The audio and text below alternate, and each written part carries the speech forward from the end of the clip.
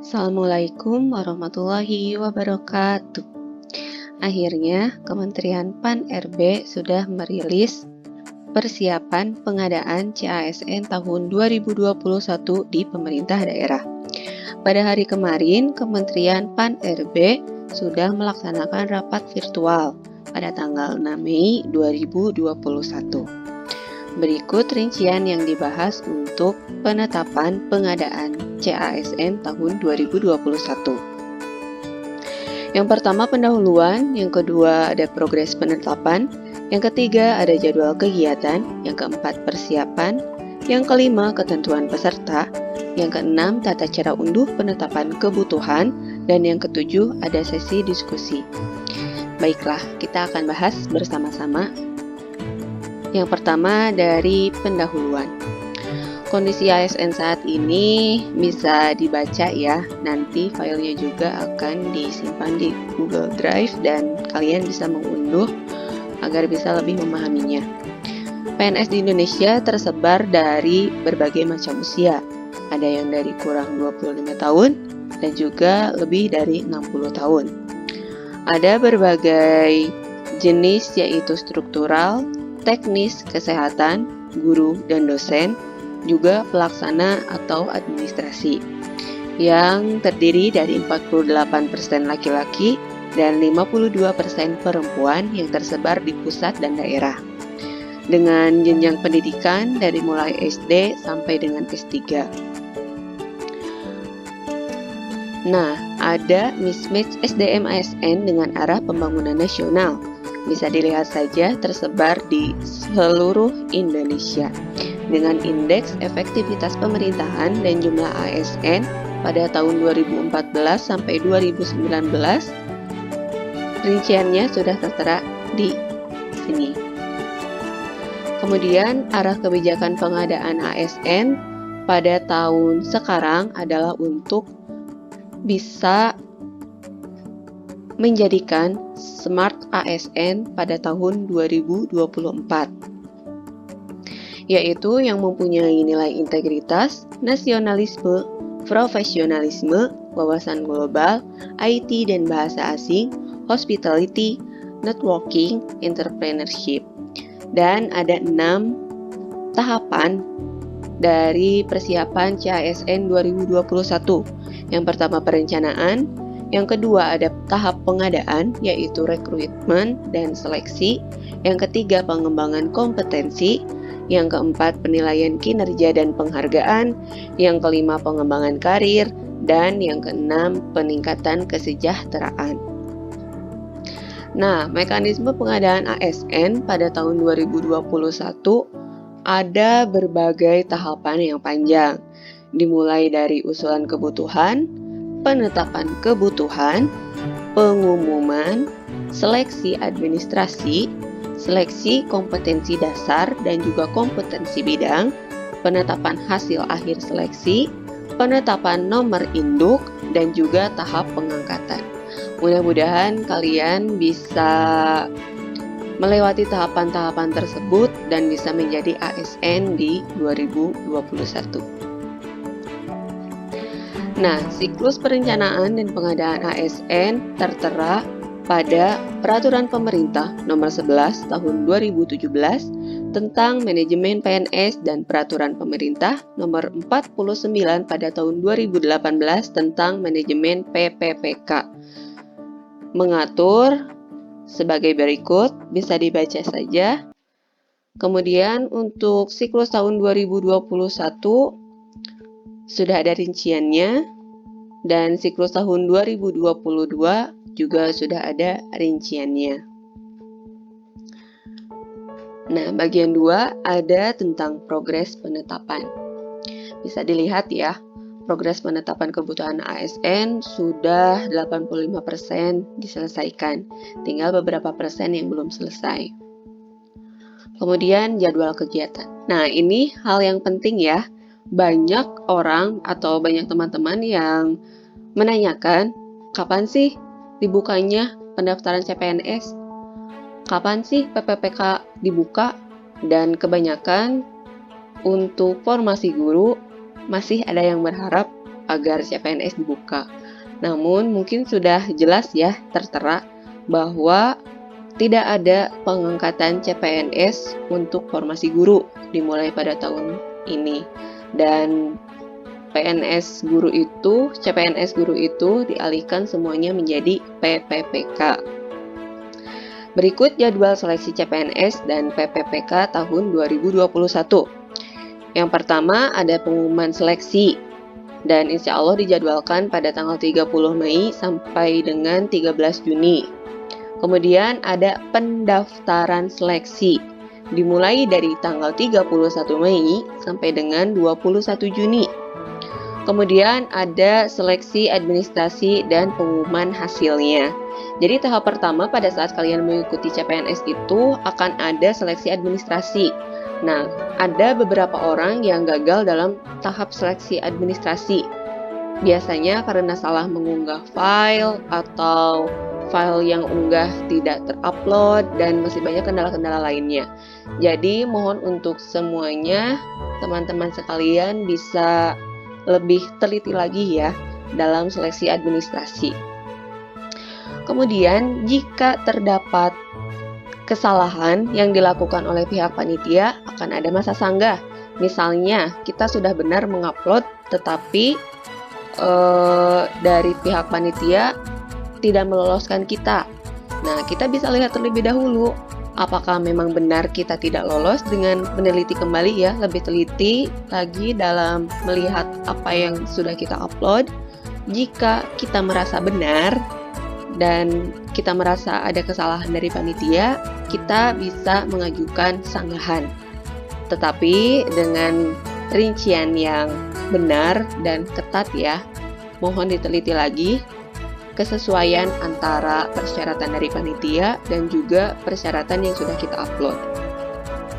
Yang kelima ada pelaksanaan SKD CPNS yang terintegrasi CAT-BKN. Pelaksanaannya sekitar bulan Juli sampai dengan September 2021. Kemudian ada seleksi kompetensi PPPK non-guru pada tanggal sekitaran bulan Juli sampai dengan September 2021 setelah SKD CPNS selesai di masing-masing lokasi. Nah, ini adalah perkiraan jadwalnya. Jadwal bisa lebih cepat ataupun jadwal bisa lebih lama ya. Jadi jadwal yang di sini ada atau disebar untuk sebagai acuan. Kalian juga jangan melupakan jadwal-jadwalnya ya. Mohon diingat dan kalau bisa di-print, ditempel saja agar tidak lupa. Kemudian pada nomor 7 ada seleksi kompetensi PPPK guru. Jadi sudah jelas ya, jika masih ada yang bertanya CPNS 2021 itu apakah ada formasi untuk guru atau tidak? Ya, jawabannya sudah tidak ada. Semua formasi guru sudah dialihkan menjadi PPPK. Nah, dalam kompetensi PPPK guru ini menggunakan sistem CBT dari Kemendikbud. Ada 3 tahapan yang harus dilakukan oleh kalian.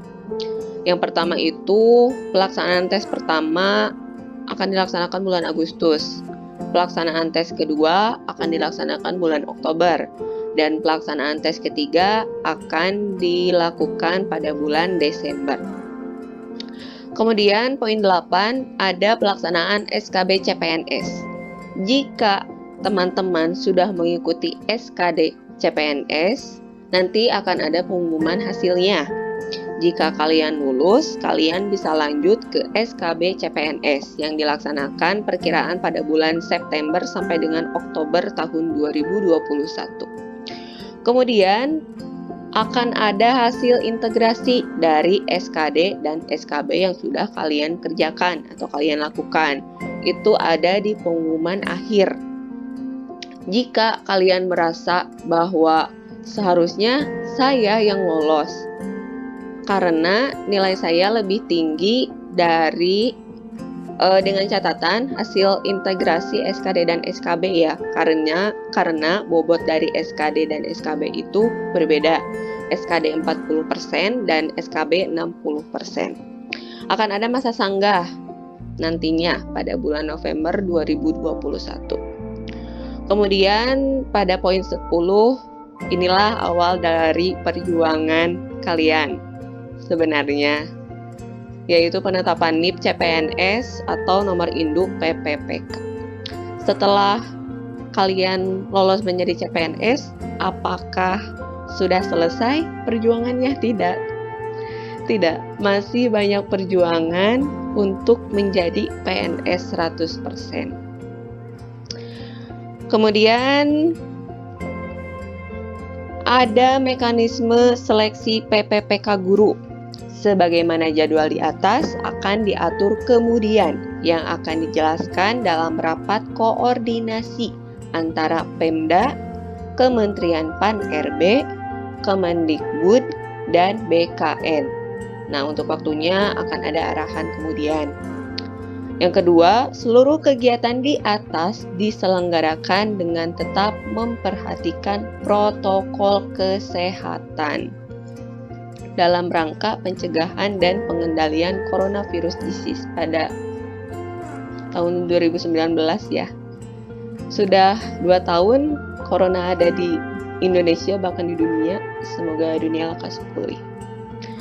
Yang ketiga, jadwal tersebut dapat disesuaikan apabila terdapat perubahan kebijakan pemerintah terkait status pandemi COVID sehingga tidak memungkinkan melaksanakan kegiatan yang dimaksud.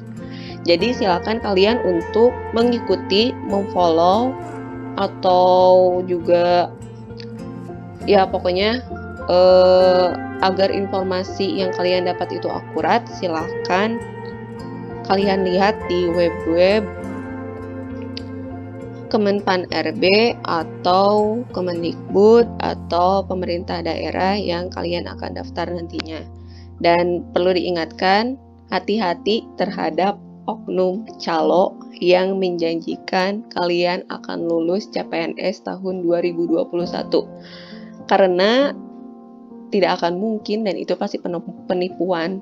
Karena tes yang dilaksanakan itu benar-benar real dan juga dapat dilihat oleh siapapun dan kemungkinan nanti akan diupload secara live di YouTube Kemenpan RB sesuai daerah masing-masing. Kemudian bagian 4 ada tahapan persiapan. Anggarannya khusus anggaran pelaksanaan seleksi kompetensi PPPK guru dengan menggunakan CBT Kemendikbud akan ditanggung oleh Kemendikbud. Perlu digarisbawahi, jika masih ada yang bertanya apakah CPNS 2021 ada formasi untuk guru, jawabannya tidak. Nah, untuk formasi khusus CPNS, selain formasi guru, ada putra-putri lulusan terbaik berpredikat cum laude, penyandang disabilitas, dan juga diaspora.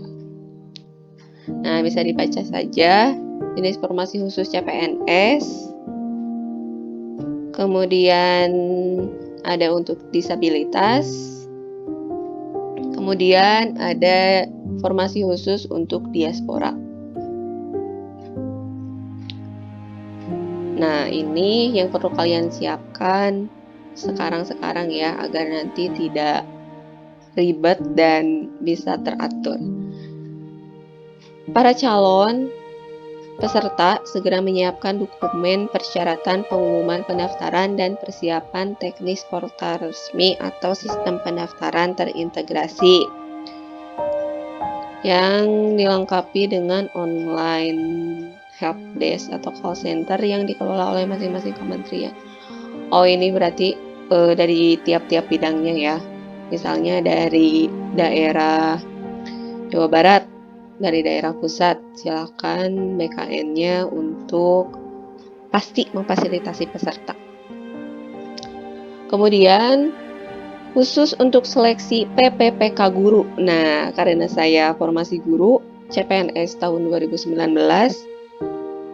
saya ingin mengingatkan kepada teman-teman bahwa sekali lagi tidak ada CPNS formasi guru pada tahun 2021 karena semuanya dialihkan menjadi PPPK. Nah, khusus untuk seleksi PPPK guru itu akan sepenuhnya dikelola oleh Kemendikbud ya. Bagian 5, ketentuan umum untuk CPNS. Nah, setiap peserta yang akan mendaftar untuk mengikuti CPNS paling rendah berusia 18 tahun dan paling tinggi berusia 35 tahun. Biasanya jabatan CPNS yang dapat dilamar dengan batas usia paling tinggi 40 tahun saat pelamaran dari dokter dan juga dosen. Lalu pelamar tidak pernah dipidana dengan pidana penjara 2 tahun atau lebih. Pelamar tidak pernah diberhentikan dengan tidak hormat. Kemudian pelamar tidak berkedudukan sebagai CPNS, PNS, TNI, atau anggota kepolisian. Nah, ini penting nih yang poin 6. Pelamar tidak menjadi anggota atau pengurus partai politik atau terlibat politik praktis. Jangan ya, jangan sampai jika kalian ingin mengikuti seleksi CPNS, dimohon untuk tidak mengikuti atau menjadi anggota pengurus partai politik. Karena CPNS atau PNS itu harus netral. Kemudian, pelamar memiliki kualifikasi pendidikan sesuai dengan persyaratan jabatan. Yang ke-8, sehat jasmani dan rohani sesuai dengan persyaratan yang dilamar. Poin ke-9, pelamar bersedia ditempatkan di seluruh wilayah NKRI atau yang ditentukan oleh instansi pemerintah. Yang ke-10, calon pelamar hanya dapat mendaftar pada satu instansi dan satu formasi jabatan.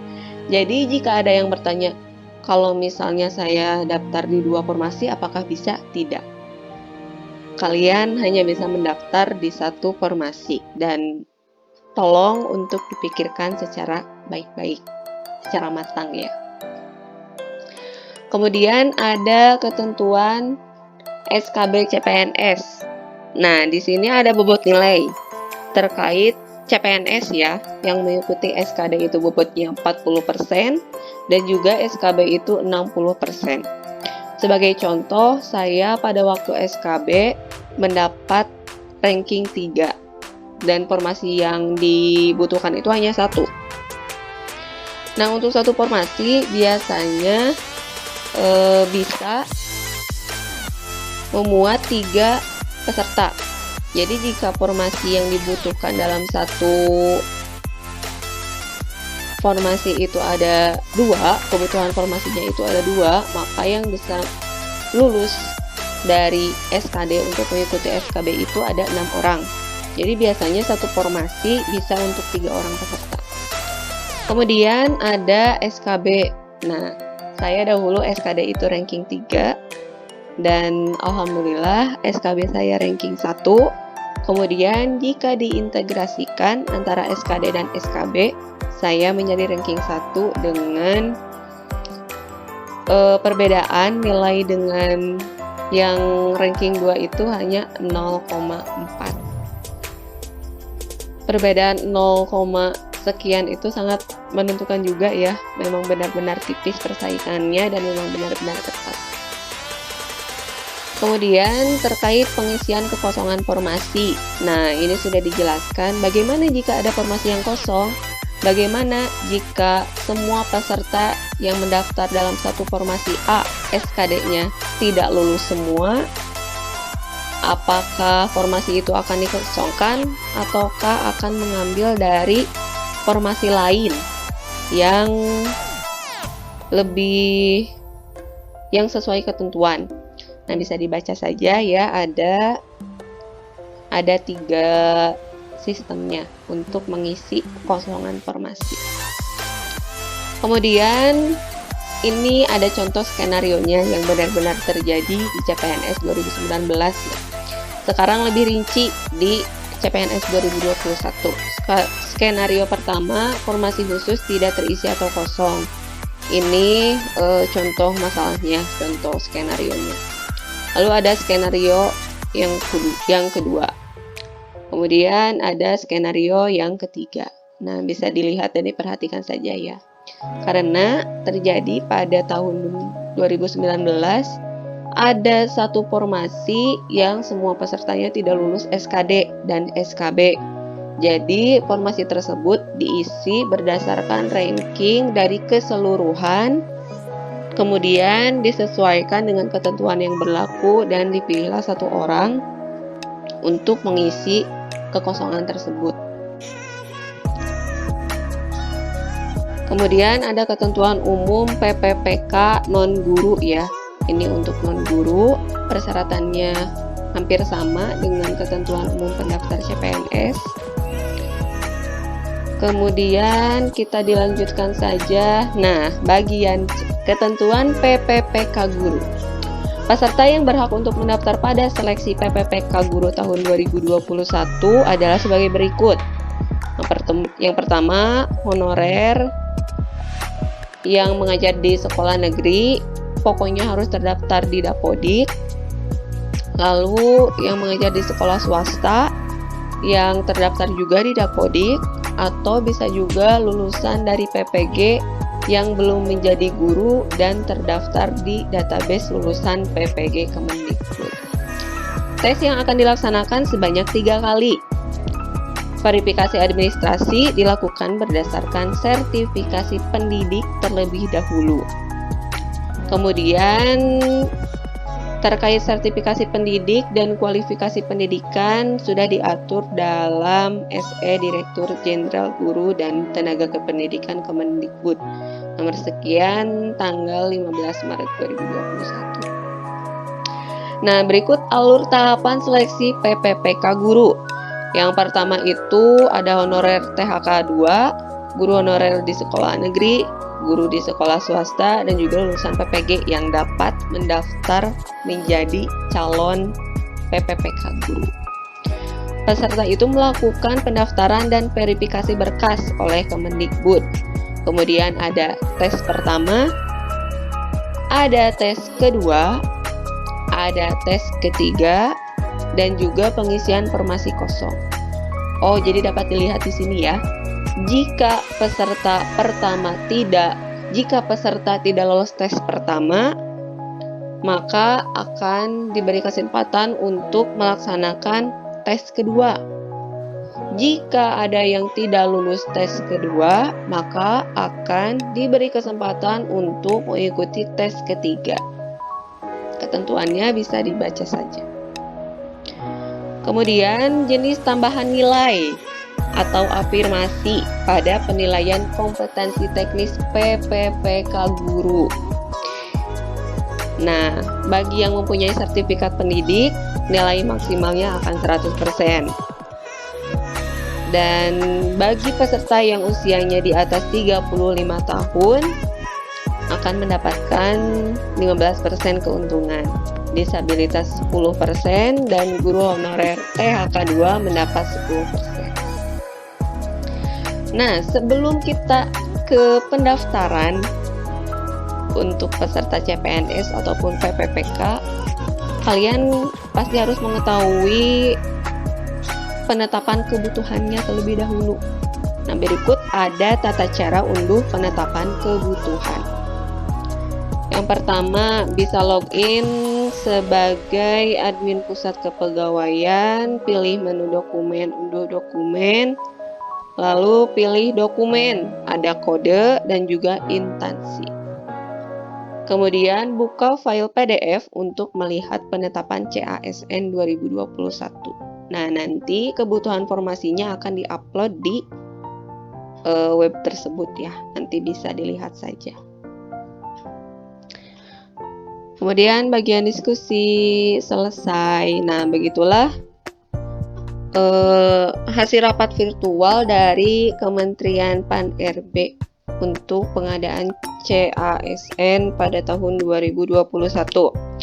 Nah, silakan kalian follow Twitternya Kemenpan-RB, Instagram Kemenpan-RB, dan juga di Facebook Kementerian Pan-RB. Semua informasi resmi pasti akan diunggah oleh akun media sosial dari Kementerian Pan-RB langsung. Jadi silakan untuk mengikuti tahapan-tahapannya, persiapkan mental dan fisik, juga tetap terus berdoa semoga diberikan yang terbaik. Insya Allah ada jalannya. Semangat untuk teman-teman yang akan berjuang, mau mulai berjuang untuk menjadi CASN pada tahun 2021. Terima kasih, dan sekali lagi jika masih ada yang bertanya apakah CPNS 2021 itu ada formasi untuk guru, jawabannya jelas tidak ada. Semua formasi CPNS untuk guru itu dialihkan menjadi PPPK pada tahun 2021. Selamat berjuang, semoga mendapat hasil yang terbaik. Wassalamualaikum warahmatullahi wabarakatuh.